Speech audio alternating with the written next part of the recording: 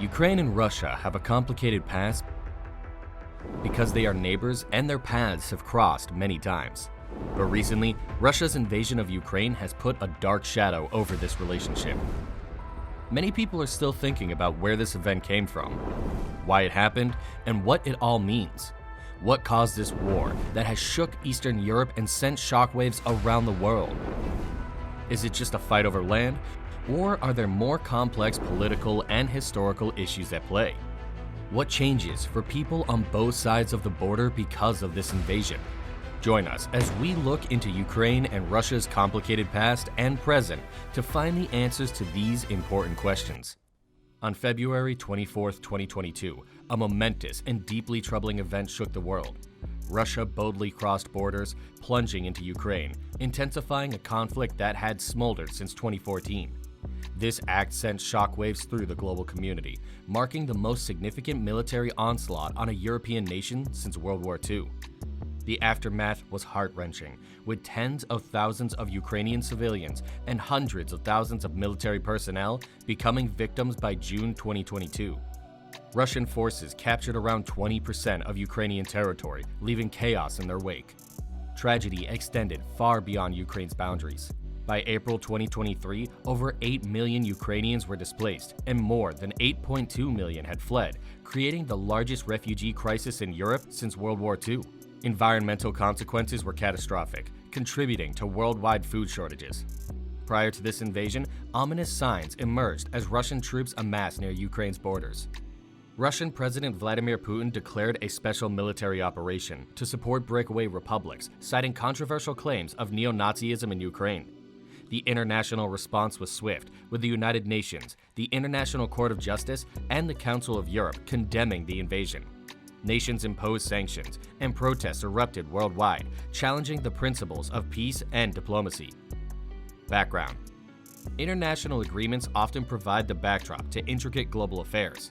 Ukraine, a nation marked by a tumultuous history, inked the Nuclear Non-Proliferation Treaty in 1994. This pact entailed Ukraine agreeing to dismantle the nuclear arsenal left on its soil after the USSR's dissolution in exchange for security assurances.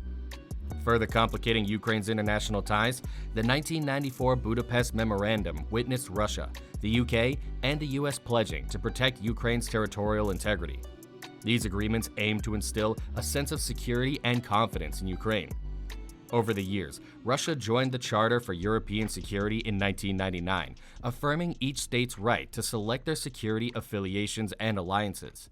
However, in 2008, when Ukraine and Georgia aspired to join NATO, Putin raised concerns, fearing a threat to Russia. Tensions escalated, with the 2008 Bucharest summit refraining from granting NATO membership to Ukraine and Georgia, causing a strong response from Russia. The Ukrainian Revolution in 2014 and Russia's intervention in Crimea and Donbass further complicated matters. Amidst protests and pro-Russian unrest, Crimea's annexation and the Donbass War unfolded. Despite ceasefire agreements, disputes persisted regarding Russia's role. Putin's 2021 essay asserting shared Russian-Ukrainian heritage added another layer of complexity, sparking debate about Ukraine's historical identity. This intricate web of treaties and events defines Ukraine's quest for sovereignty. Introduction.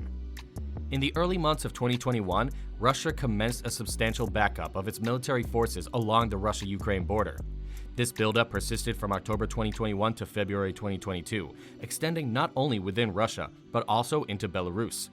Notably, Russian government officials vehemently disavowed any intentions of invading or attacking Ukraine. However, the decision to invade Ukraine is believed to have been forged within the inner circle of Russian leadership, led by President Putin. This group, known as the Siloviki, included influential figures like National Security Advisor Nikolai Patrushev and Defense Minister Sergei Shoigu. During the second military buildup, Russia made a bold demand. They insisted that NATO cease all activities in Eastern Europe and permanently bar Ukraine and former Soviet states from NATO membership. They even hinted at a mysterious military response if NATO pursued an aggressive line. These demands appeared unrealistic given Eastern European nations' desire for NATO protection against Russian aspirations and NATO's open-door policy. NATO Security General Jens Stoltenberg issued a resolute response, asserting that Russia had no authority to dictate Ukraine's NATO membership. NATO offered to enhance communication with Russia if Russian troops withdrew from Ukraine's borders, but Russia did not comply. As the specter of war loomed, French President Emmanuel Macron and German Chancellor Olaf Scholz made earnest efforts in February 2022 to prevent the crisis. However, Putin's diplomatic recognition of Ukrainian territories as independent states and subsequent military involvement marked a turning point. On February 24, 2022, Putin declared a special military operation, initiating the invasion of Ukraine. Despite claims of protecting residents, Russian missiles struck Ukrainian targets, and Russian troops launched invasions from multiple directions. Reports even suggested that Russian security services were unaware of Putin's plan to invade Ukraine, escalating a situation with global repercussions. Battle spaces. In April of 2022, the world watched as Russian President Vladimir Putin sat down with Russian Defense Minister Sergei Shoigu, a pivotal moment following Russia's defeat at the Battle of Kyiv. Simultaneously, Ukrainian President Volodymyr Zelensky stood shoulder to shoulder with Ukrainian servicemen, resolutely defending the city of Bakhmut. This poignant image embodied Ukraine's unwavering determination. At the forefront of this conflict were the supreme commanders-in-chief, the heads of their respective governments, President Vladimir Putin of Russia and President Volodymyr Zelensky of Ukraine.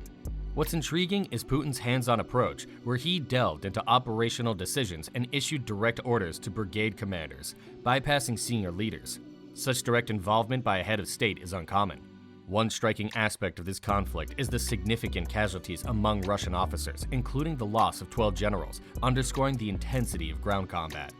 Missile attacks and aerial warfare played pivotal roles from the start. Numerous missile attacks struck both eastern and western Ukraine, with missiles reaching as far as Lviv. Ukrainian air forces downed approximately 55 Russian warplanes by September. Mid-October saw Russian forces launching missile strikes on Ukrainian infrastructure, causing civilian casualties and widespread power outages. War crimes marred this conflict, with over 600 suspected instances tied to the 2022 Russian invasion, some involving Russian Defense Minister Sergei Shoigu. In Crimea, a long source of contention, Russian Navy Day commemorations were canceled due to a drone attack, while explosions rocked Saki Air Base. Ukrainian General Valery Zaluzhny claimed responsibility, highlighting ongoing regional tensions.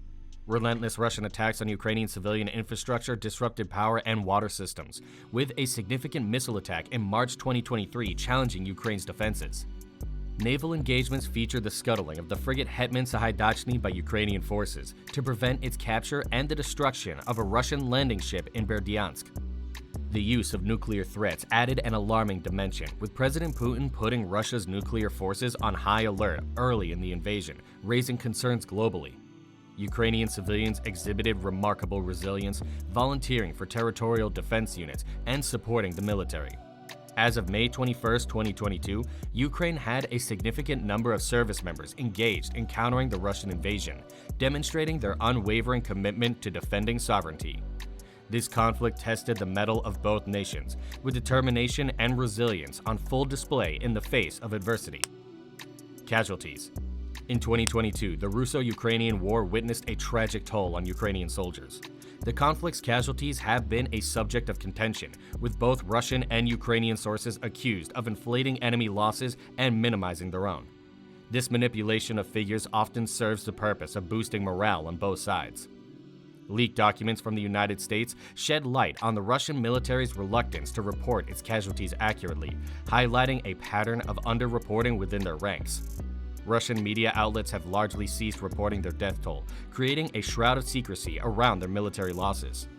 On the other side, both Russia and Ukraine have admitted to suffering significant and considerable losses. However, the exact numbers of civilian and military deaths remain shrouded in uncertainty. Independent monitors, including Agence France Presse (AFP), have struggled to verify the accuracy of these claims, suspecting that they may be exaggerated. A startling revelation came in October 2022 when the independent Russian media project iStories, citing sources close to the Kremlin, reported that over 90,000 Russian soldiers had either been killed, seriously wounded, or gone missing in Ukraine. This figure painted a grim picture of the human cost of the conflict. Determining the number of combat-related deaths is relatively more accessible, thanks to sources like satellite imagery capturing military actions. However, assessing civilian casualties poses a more significant challenge. In June 2022, the Ukrainian Minister of Defense stated that tens of thousands of Ukrainians had lost their lives, with a glimmer of hope that the total death toll would remain below 100,000. The city of Mariupol bore the brunt of the devastation, with Ukrainian officials estimating at least 25,000 deaths. The destruction was so profound that bodies were still being discovered in September 2022. The mayor revealed that during the siege of Mariupol, between 10,000 and possibly 20,000 civilians had perished, and disturbingly, Russian forces had brought mobile cremation equipment with them when they entered the city. Estimates from various sources have painted varying pictures of the civilian death toll in Mariupol. Researcher Dan Kuriak from the C.D. Howe Institute in August 2022 suggested that the number of killed civilians in Mariupol could be as high as 25,000. An investigation by the Associated Press, AP, at the end of 2022 raised that estimate even further, proposing a number of up to 75,000 civilians killed at the Mariupol area alone. A significant challenge in obtaining accurate casualty counts is the lack of information from Russian-occupied regions, such as the port city of Mariupol, where tens of thousands of civilians are believed to have lost their lives. The Office of the United Nations High Commissioner for Human Rights, OHCHR, echoed these concerns, indicating that the true civilian casualty numbers are likely significantly higher than what can be officially confirmed.